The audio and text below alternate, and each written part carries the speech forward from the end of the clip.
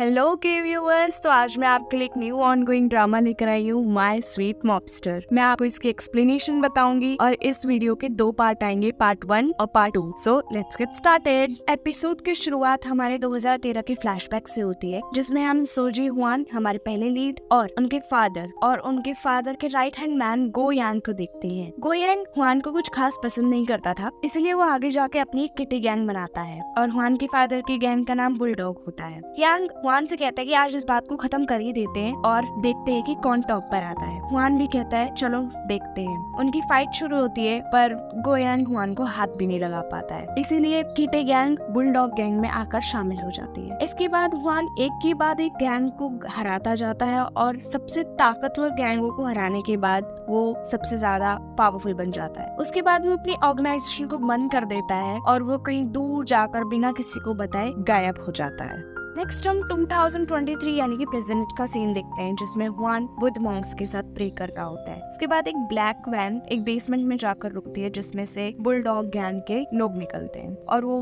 उस दरवाजे का ताला तोड़ते हैं और अंदर जाकर देखते हैं तो वहाँ पर हर जगह खून ही खून होता है और वो लोग बोलते हैं कि यहाँ टेक तो है ही नहीं। तभी गैंग का मेंबर कहता है कि ये यहाँ लगता है कि यहाँ पर ये सब चीजें एक हफ्ते से सड़ रही हैं। तो उनकी गैंग का दूसरा मेंबर बोलता है अब हमें यहाँ क्या करना चाहिए। ये सब सिचुएशन को देखते हुए हुआन का एक मेंबर बाहर आकर हुआन को कॉल करता है और पूरी सिचुएशन के बारे में बताता है। हुआन उनको बोलता है कि वहाँ से सब चीजें, जितनी भी चीजें हैं, वो उनको प्लास्टिक के बैग में भर दो और मेक श्योर कि तुम वहाँ से सारा खून हटा दो, जिससे कि स्मेल ना आए। वहाँ पर सभी बैठे मॉन्क्स हुआन को देखते हैं, तभी वो कॉल कट करके वहाँ से जाने का ट्राई करता है। जैसे ही वो उठता है वो बहुत जोर का चिल्लाता है, क्योंकि ज्यादा देर बैठी रहने की वजह से उसके पैर अकड़ जाते हैं, नम हो जाते हैं। हुआन जैसे तैसे वहाँ से चला जाता है। उसके बाद हम अपनी फीमेल लीड उन्हो को पुलिस यूनिफॉर्म में भागते हुए देखते हैं। वो अपनी दोस्त से फोन कॉल पर बात कर रही होती है और उसकी दोस्त उसे कैट नाम की जगह पर बुलाया होता है। वो जैसे ही उधर पहुँचती है वो देखती है कि ये क्लब है, तो वो अपनी दोस्त से कहती है कि मैंने अभी तक चेंज भी नहीं किया है, क्योंकि तुमने कहा था कुछ अर्जेंट काम है, मुझे लगा पता नहीं क्या हो गया, मैं वापस जा रही हूँ। तभी उसकी दोस्त उसे रुकने को बोलती है कि वो बाहर आती है और उन्हों को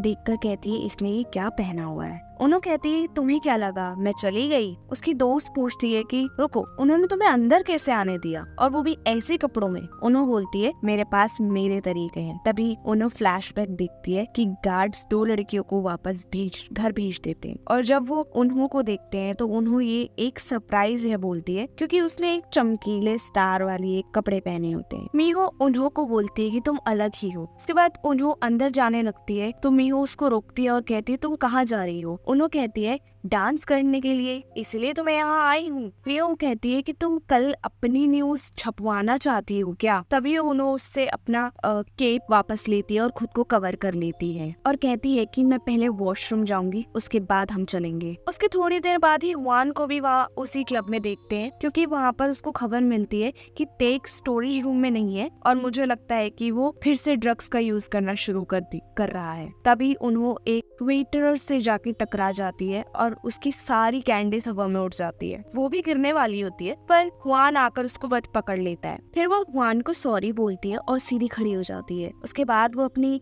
कैंडी के पैकेट्स को उठाना शुरू करती है और उसे थैंक यू बोलकर जल्दी जल्दी वहाँ से भाग जाती है। नेक्स्ट ह्यूमिन को पता चल जाता है कि हुआन क्लब में आया हुआ है और वो उसके पास जल्दी जल्दी जाता है और उसे बोलता है कि तुम ऐसे अंदर नहीं आ सकते। तभी हुआन रिप्लाई में कहता है कि तुम जियोंग यून टेक को जानते हो ना, राइट। ह्यूमिन कहता है कौन, मैं नहीं जानता, इधर बहुत सारे लोग हैं, मैं नहीं जानता वो कौन है। तभी वो उस वेटर को आगे जाने का इशारा करता है जिसे इसने पहले रोका हुआ था। जैसे ही वो हुआन के आगे से निकलता है, हुआन इसकी प्लेट से अल्कोहल की बोतल उठा लेता है और तभी वेटर उसे कहता है तुम ये नहीं सकते। हुआन कहता है कि इसमें कुछ ऐसा स्पेशल है क्या। हुआन ऐसा इसलिए कहता है क्योंकि वो पहले ही उस वेटर को इस बोतल में कुछ मिक्स करते हुए देख लेता है। ह्यूमन बोलता है कि इसमें हमने अपना थोड़ा ट्रस्ट और लव मिक्स किया है। तभी वो हुआन को हाथ से बोतल लेकर फेंक देता है और ब्लेम वेटर को करता है और उसे मारने लगता है। हुआन उसको रोकता है और कहता है कि ये तुम्हारा ही एम्प्लॉय है, और वहाँ पर ये सब देख के लोगों की भीड़ इकट्ठा हो जाती है। इसमें उन्हों भी आती है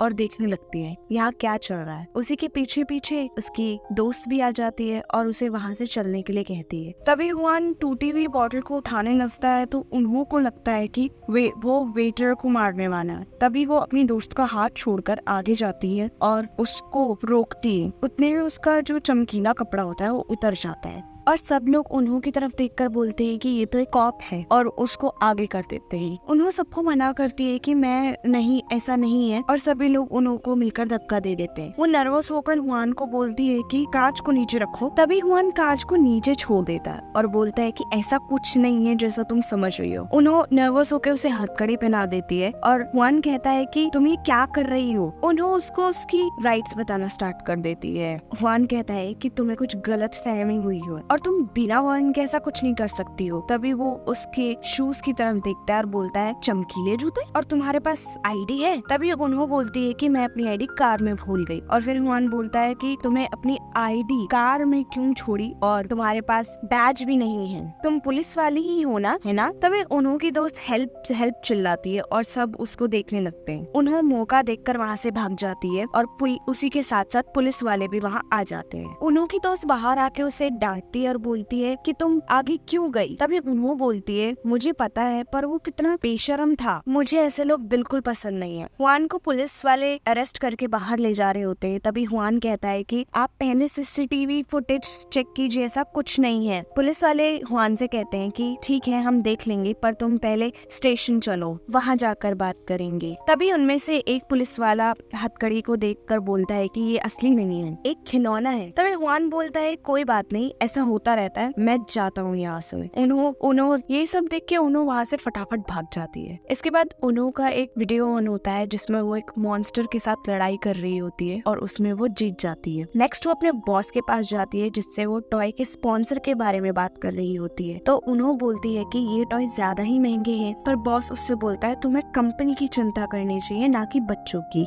उन्हों अपने बॉस को बताती है कि पहले से ज्यादा इस बार उसकी वीडियो पर व्यूज और कमेंट्स आए हैं और लोग उसको उसकी पुलिस ड्रेस में उसकी तारीफ कर रहे हैं, और कहती है कि अगर ऐसे ही चलता रहा तो हमें और भी अच्छे रिस्पॉन्स मिलते रहेंगे। तभी उसका बॉस बोलता है कि कितने रिस्पॉन्स आए हैं, ये ना की तरह 5 मिलियन व्यूज, और वो उसको गुस्से से बोलता है कि अगर ऐसा ही चलता रहा तो तुम्हारा कॉन्ट्रैक्ट रिन्यू नहीं कर पाएंगे, हमारा कॉन्ट्रैक्ट अब एक्सपायर होने वाला है। अगर तुम ऐसे ही हमारे ऑर्डर्स फॉलो करने में फेल होती रही तो हम तुम्हारा कॉन्ट्रैक्ट सच में खत्म कर देंगे। और वो अपने सीईओ को सॉरी बोलकर वहाँ से चली जाती है। नेक्स्ट हम हुआन को उसकी डाइनिंग टेबल की तरफ आते हुए देखते हैं और वो एक डिश की तरफ देखता हुआ बोलता है कि क्या ये मेरे लिए बनाई है। इलियोंग कहता है ये आपकी अभी की रीसेंट ट्रिप थी, इसलिए हमने आपके लिए जल्दी सिलिकॉन टोफू बना दिया। हुआन अपनी आईब्रोज रेस करता है और सबको बैठने के लिए बोलता है और साथ ही साथ पूछता है कि आज ग्रेस कौन बोलेगा। मानहो हाथ उठाता है और ग्रेस बोलना शुरू करता है। बीच में वो भूल जाता है और सभी लोग एक दूसरे की तरफ देखते हैं। तभी हुआन मानहो को जोर से उसका नाम लेकर बुलाता है तो मानहो बाकी की ग्रेस बोलना शुरू करता है। उसकी ग्रेस कंप्लीट करने के बाद वो टोफू सर्व करते हुए बोलता है कि आपके साथ ऐसा किसने किया। तभी जेसू कहता है कि कौन होगा, वो ली कांगिल है, कोयांग ही का राइट हैंड मैन। तभी मानहो बोलता है कांगिल तुम मजाक कर रहे हो। इन सब की बातों को इग्नोर करते हुए योंग बोलता है कि आपने क्लब में क्या देखा, एक नया ड्रग है जो आजकल क्लब्स में घूम रहा है और ये पिछले साल थाईलैंड से इम्पोर्ट हो रहा है और किटी गैंग इसमें ज्यादा ही इंटरेस्ट दिखाई दे रही है।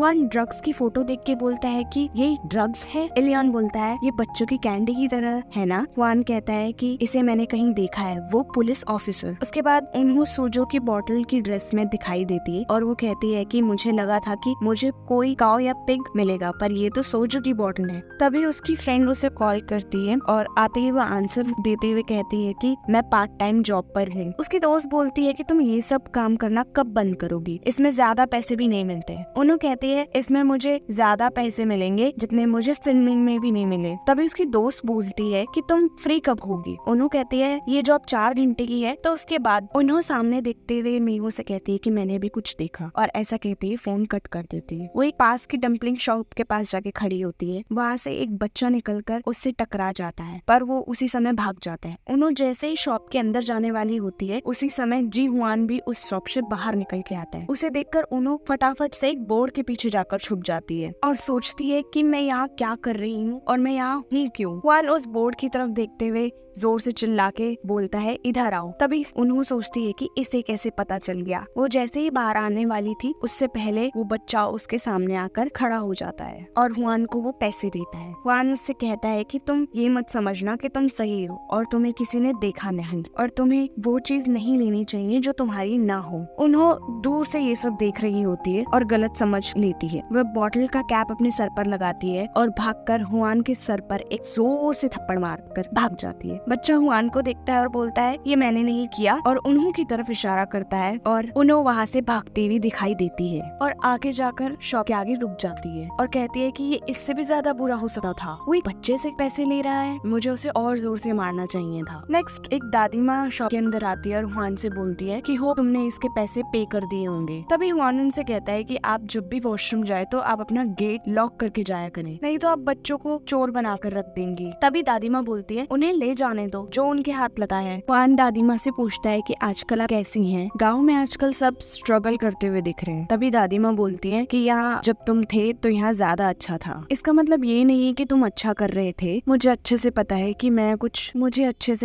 मैंने कुछ ठीक नहीं किया है, ये कोई नई बात नहीं है। तभी दादी माँ हुआन से कहती है कि देखो कोई बड़ा हो गया है, तुम्हें पता है कि तुमने क्या गलत किया है। जियान तुम अब शादी के लिए रेडी हो जाओ। तभी हुआन कहता है कि आप मेरी जिंदगी बर्बाद करने के लिए क्यों तुली हुई, स्पेशली तब जब मैं अपना बिखेरा हुआ कचरा साफ कर रहा हूँ। तभी दादी माँ कहती है चलो अब हम इस बात में बात कर ही रहे हैं तो मैं तुम्हें एक लड़की से मिलवाती हूँ। सड़क के उस पार एक दुकान है जिनकी बेटी 30 या 31 ईयर ओल्ड होगी और उसका लास्ट ईयर ही डिवोर्स हुआ है पर उसके कोई बच्चे नहीं है। तभी दादी माँ हुआन की तरफ देखती है और बोलती है क्या हुआ, तुम डिवोर्स सुन के उसके अंदर से इंटरेस्ट हटा चुके हो क्या? तभी हुआन कहता है कि अगर वो इतनी ही अच्छी है तो आप अपने ग्रैंडसन से उसे मिलवाइए ना। दादी माँ कहती है मेरे ग्रैंडसन के पास ऑलरेडी गर्ल है और उसके 3 बच्चे भी हैं। दादी माँ कहती है ठीक है मेरे पोते की तरह ही जिंदगी जियो। तभी हुआन कहता है मेरी लाइफ में वैसे ही बहुत हसल है, अब मैं जा रहा हूँ। दादी माँ अपने पर्स में देखती है कि हुआन उनके लिए कुछ ज्यादा पैसे छोड़ कर गया होता है। तभी वो कहती है कि तुम्हारी मैथ्स बिल्कुल बेकार है इसलिए तुम्हारी शादी नहीं हो पा रही है। नेक्स्ट उन्होंने अपनी सोजो की बॉटल के ड्रेसअप में फेशियल मास्क के पैम्पलेट्स बांट रही होती है। तभी उसके पास एक ड्रंक मैन आता है और उसे सोजो की बॉटल समझकर पकड़ने का ट्राई करता है। उन्होंने उसको इग्नोर करती है और कहती है कि मैं आप वो नहीं हूँ जिससे आप समझ रहे हैं। तभी दूसरी साइड से हुआन आता हुआ दिखाई देता है और वो ड्रंक मैन उन्हों को पकड़ लेता है और वो उसको दूर हटाकर बोलती कि मैं पुलिस को कॉल कर दूंगी और सामने हुआन को खड़ा हुआ देखती है। वो हुआन की तरफ देख ही रही होती है, उतने में वो ड्रंक मैन आकर उन्हों का मास्क उठा देता है। तभी हुआन उसे देखकर उसके पीछे भागने लगता है और उन्हों भी बहुत जोर से भागती है। तभी हुआन एक शॉर्टकट रास्ता अपनाता है और उन्हों के सामने आके खड़ा हो जाता है। उन्हों उसे देख नहीं पाती और उसे टकराकर नीचे गिर जाती है। उसकी costume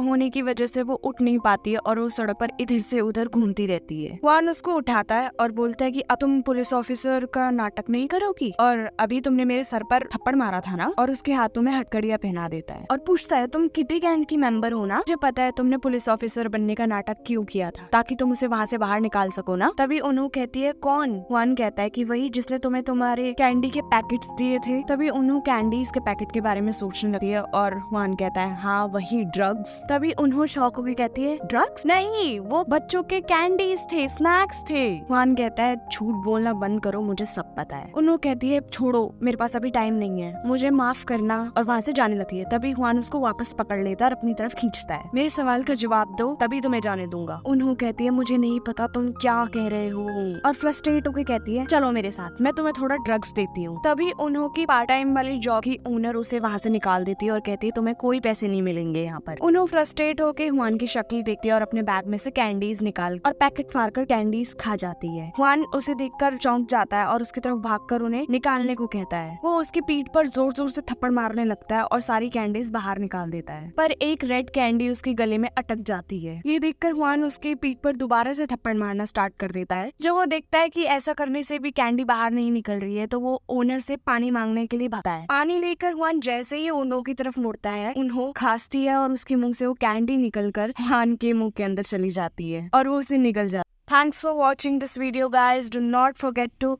like, share, comment and subscribe.